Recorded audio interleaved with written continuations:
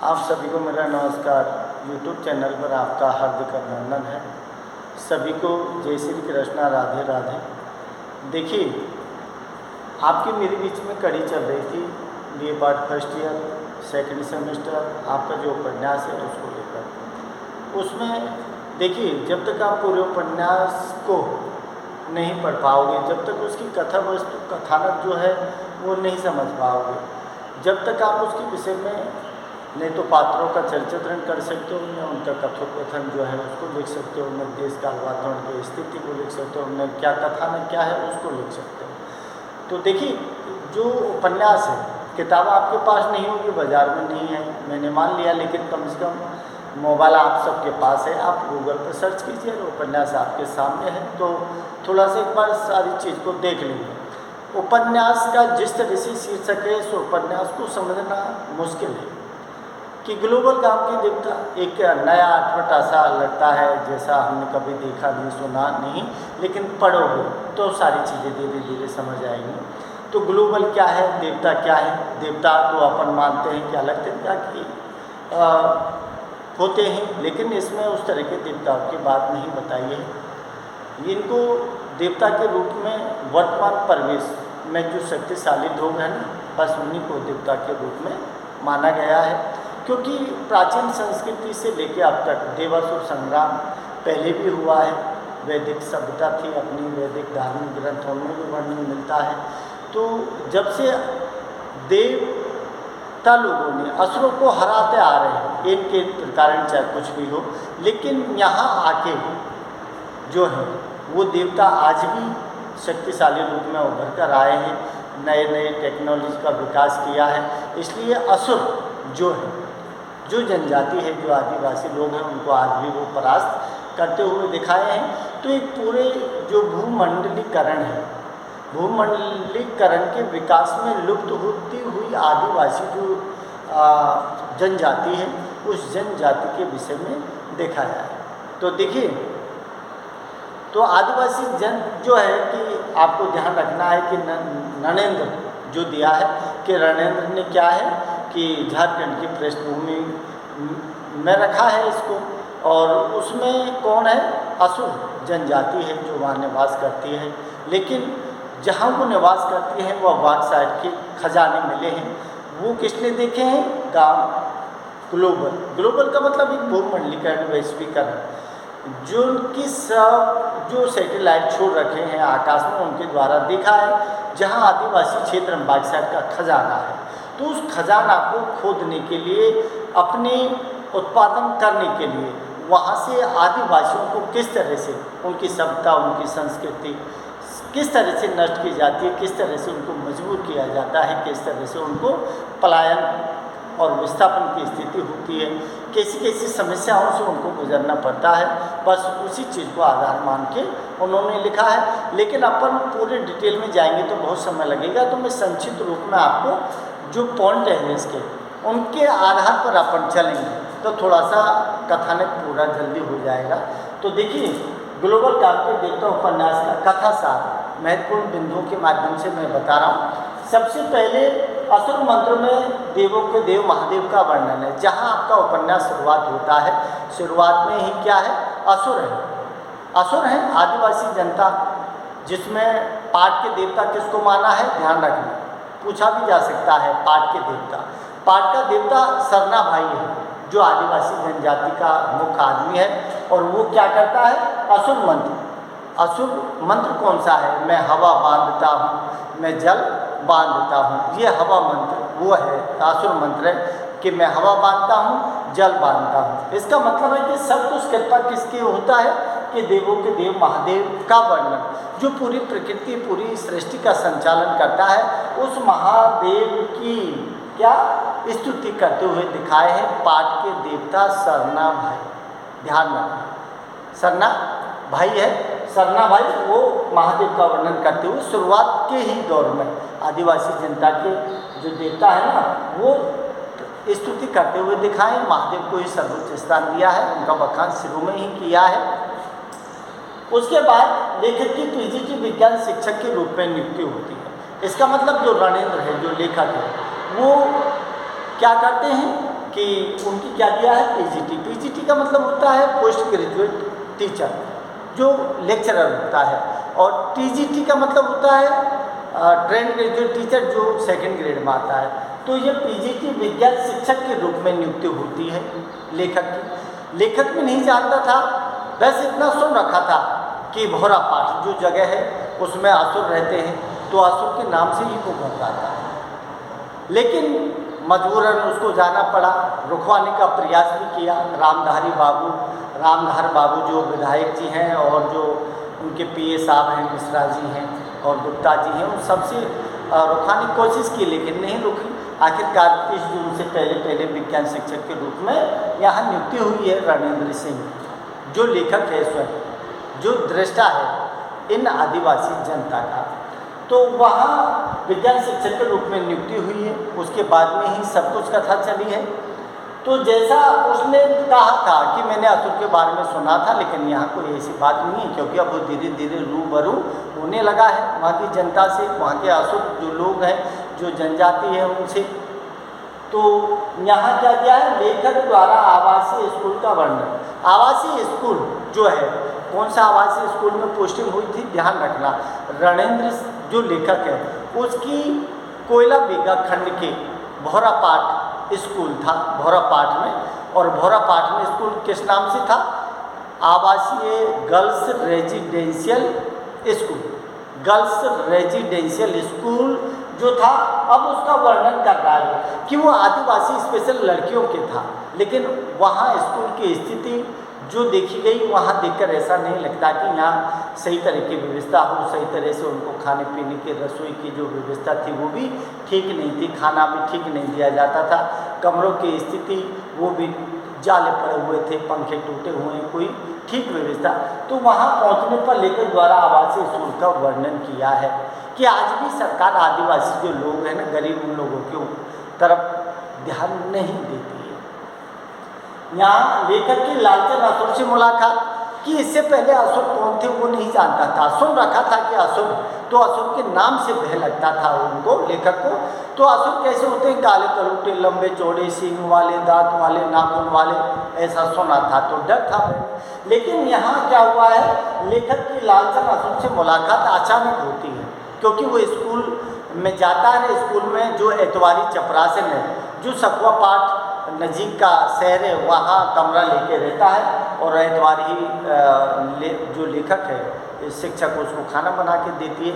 तो सखुआ पाठ में रह रहा था, वहाँ अचानक लालचन खून से लथपथ होता हुआ दिखाया है, और सीधा मुंडी कटवा जो लोग थे उन्होंने उसको मारने का प्रयास किया था, लेकिन जैसे तैसे वो छुड़ाकर सीधा आ गए। आकर कहाँ, जो लेखक है उसके कमरे में आकर घुसा, तो खून से लथपथ गोरा चिट्ठा आदमी। तो लेखक ने पूछा कि ये कौन है, तो एतवारी ने देखा, और एतवारी ने देखते ही कहा कि ये तो लालचन दा हैं, बेगू बाबा के बेटे। बेगू बाबा इनके पिताजी का नाम था, कि बेगू बाबा के बड़े बेटे लालचन असुर हैं।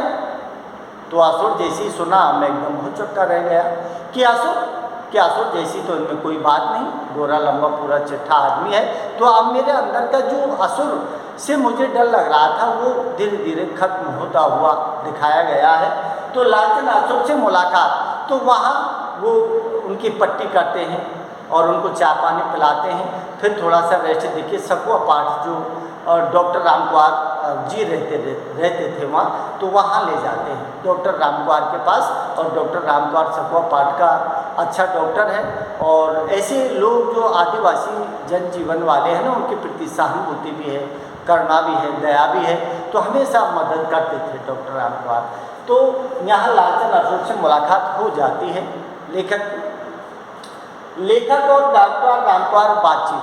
लेखक और डॉक्टर रामकुमार पहली बार मिले हैं, क्योंकि सखुआ पाठ लालचन को लेके गए हैं तो डॉक्टर के पास गए हैं। डॉक्टर साहब ने मुलाकात की है, तो लेखक से मुलाकात हुई है कि मैं आदिवासी जनजातीय स्कूल है गर्ल्स वाला, उसमें मेरी पोस्टिंग हुई है।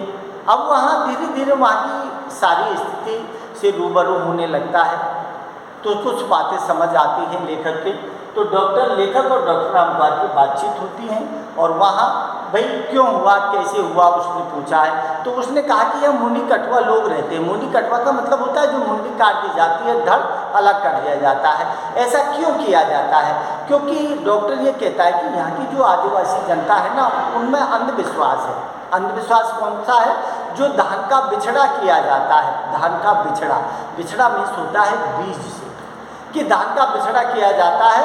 धान बोने से पहले किसी व्यक्ति को पकड़कर उसको मार दिया जाता है, उसके खून में उस धान के बीज को मिलाया जाता है, उसके बाद में फसल बोई जाती है। तो कहते हैं कि फसल बहुत अच्छी होती है। इस तरह के अंधविश्वास यहाँ मुंडी कटवा लोगों में फैला हुआ है। ये सारी बातचीत होती है डॉक्टर रामपाल लेखक और मुंडी कटवा लोग और लालचंद दा के बारे में वो सब बातें करते हैं, तो वहाँ अवगत होता है सारी जानकारी से। लेखक और रुमझुम की मुलाकात। यहाँ लालचंद दा के बेटे रुमझुम हैं, जो कि कौन है? संस्कृत से ऑनर्स हैं, संस्कृत से पढ़े लिखे हैं, ऑनर्स हैं, सारे चीज़ों को देखते हैं, समझते हैं। तो लालचंद जब घायल होता है तो रुमझुम डॉक्टर के पास आता है। यहाँ डॉक्टर के पास आता है तो क्या दिया है कि लेखक और रुमझुम की मुलाकात, कि डॉक्टर रणेंद्र सिंह और रुमझुम की मुलाकात हो जाती है। कि लालचंद वो कहते हैं कि साहब यहाँ के आदिवासी जो लोग हैं जिसमें हम रहते हैं, असुर समुदाय के नाम से जाना जाता है, और हम लोगों के साथ सरकार क्या करती है, गांव के बड़े लोग, देवता, शक्तिशाली बड़ी कंपनियां, MP MLA, सरकार क्या करती है? जुल्म ढाती है और परेशान करती है। तो यहाँ रुमझुम द्वारा और मुलाकात लेखक की होती है। सारी रुमझुम सारी बातों को लेखक से बता देता है, बात से प्रभावित भी होता है। इसके बाद क्या दिया है कि रुमझुम द्वारा पाथरपाट स्कूल का वर्णन किया। पाथरपाट स्कूल, पाथरपाट स्कूल जो यहाँ से दूरी पर दिखाया है, लेकिन वो पाथरपाट स्कूल क्या है? पाथरपाट स्कूल आधुनिक जो सुविधाएं उनसे सुसज्जित स्कूल है उनमें, लेकिन आदिवासी जो जनजाति है उनके लोगों को उनमें कोई एडमिशन नहीं है। वहाँ कौन है? बड़ी MP MLA और जो बड़ी कंपनी मालिक हैं, बड़े बड़े सेठ हैं, उन्हीं के बच्चों को वहाँ एडमिशन दिया जाता है। जो अद्यतन जो सुविधा फैसिलिटी है सारी उसमें दिखाई गई है। तो वो कहता है कि आप जिस स्कूल में रह रहे हो वो भी आदिवासियों का है, आदिवासी बच्चों के लिए कोई सुविधा नहीं है, लेकिन एक पाथरपाट का स्कूल है जिसको आप देखोगे तो दांत तले उंगली दबा जाओगे। इसका मतलब है कि सारी सुविधाओं से युक्त है। मैंने भी आवेदन किया था लेकिन मैं नहीं हो पाया। मेरा लेखक भी कहता है इस बात को, मैं भी चाहता था।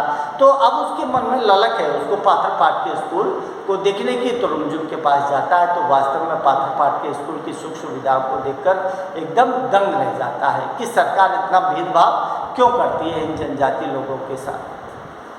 तो क्या किया है कि पाथरपाट स्कूल का वर्णन कंपनियों द्वारा किया गया व्यवहार। अब कंपनी जो है, अब ध्यान रखना कि इस उपन्यास में कंपनी कौन कौन सी आई है।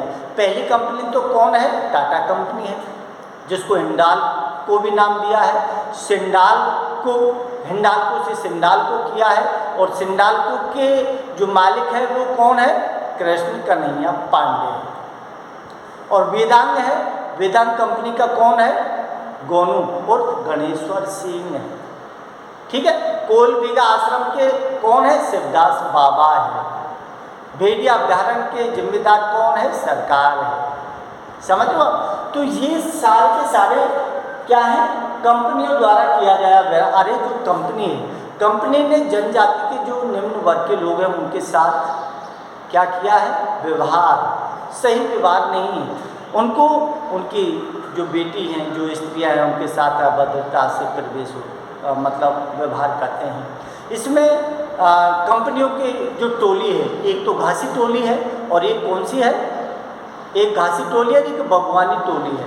तो भगवानी टोली में कौन है? जो बाबू वर्ग काम करता है वो भगवानी टोली के नाम से है। और घासी टोली कौन सी है? जो जनजाति की जो बेचारी औरत हैं, जो मजदूर वर्ग हैं, उनकी घासी टोली है। घासी टोली में से जो लड़के पैदा होते हैं वो सारे भगवानी टोली के लोगों से शक्ल मिलती है। इसका मतलब सीधी बात है कि भगवानी टोली के बड़े लोग हैं, घासी टोली की औरत और लड़कियों के साथ गलत व्यवहार करते हैं। ये दिया हुआ है स्पष्ट उसमें तो ये क्या है कि कंपनियों द्वारा किया गया व्यवहार, प्रलोभन, जो सोमा है, रामचरण है, वो इसी तरह के पात्र हैं जिनको अनेक तरह के प्रलोभन दिए जाते हैं। किसी के ज़मीन को हड़प लिया जाता है, किसी को औने पौने दामों में ज़मीन खरीदी जाती है, कि सोमा जो है रामचरण वो लड़कियों का खरीद फरोख्त करवाते हैं। तो फिर उनके साथ व्यवहार जो है ना वो बिल्कुल एकदम बेकार है कंपनियों का। कंपनी अपना हित साधना चाहती हैं, सीधी बात है। और क्या किया है, लालचंद और रुमझुम द्वारा कलेक्टर को ज्ञापन।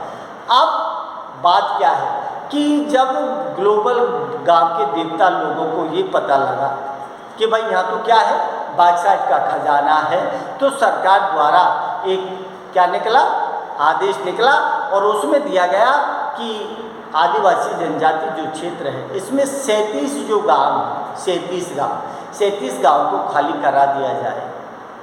अब खाली करा दिया जाए आदेश तो निकला, लेकिन वो वो क्षेत्र किसका था, आदिवासी लोगों का क्षेत्र था, जिसमें वो रहते थे, अपनी सभ्यता, अपनी संस्कृति जो भी है, रहन सहन, खान पीन, बोली भाषा, अपना जीवन यापन कर रहे थे आराम से।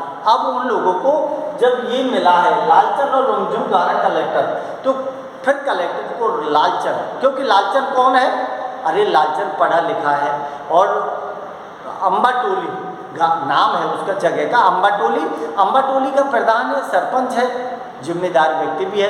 तो फिर वो वहाँ संघर्ष करता है और आदिवासी जनजाति संघर्ष समिति का अध्यक्ष भी है लालचंद।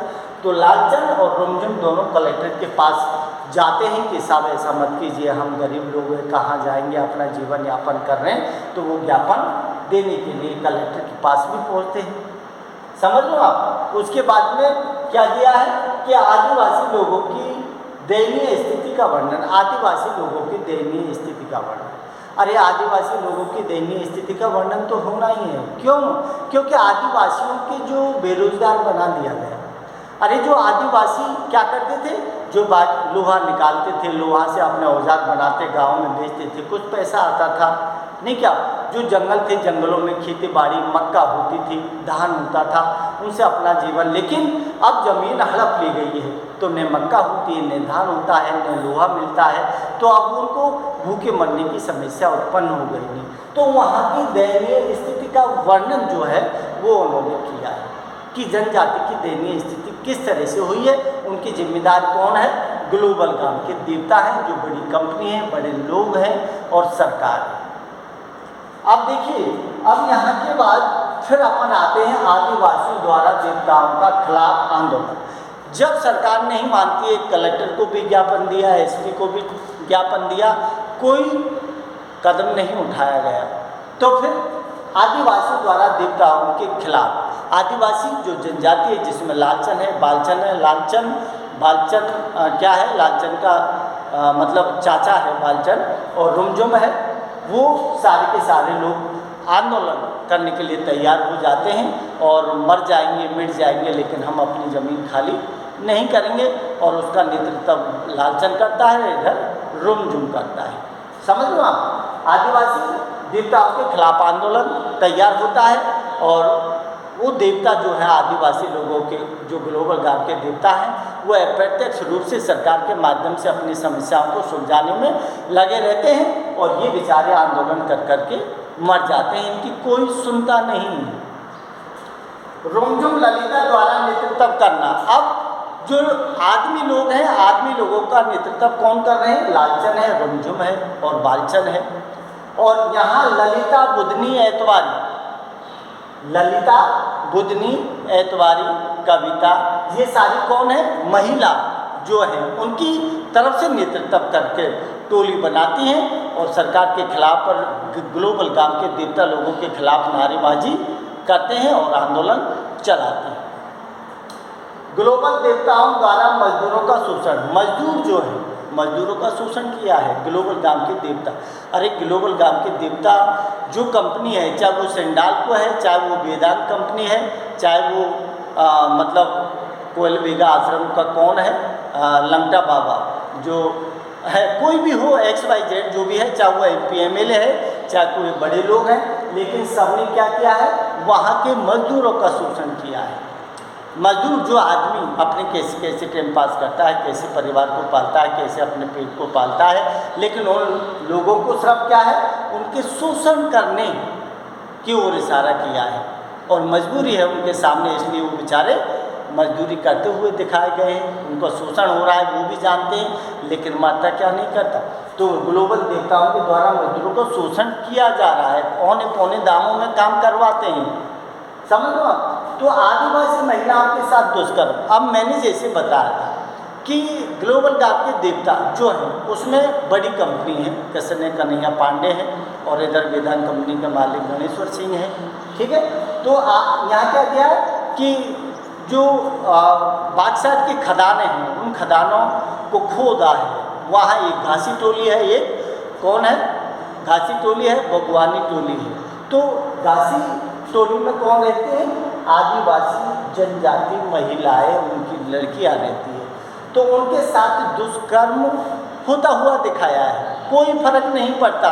बड़े लोगों के सामने कोई सुनता नहीं है, छोटा कर दे तो उत्पाद हो जाता है, बड़ा कर दे तो कर्म बन जाता है।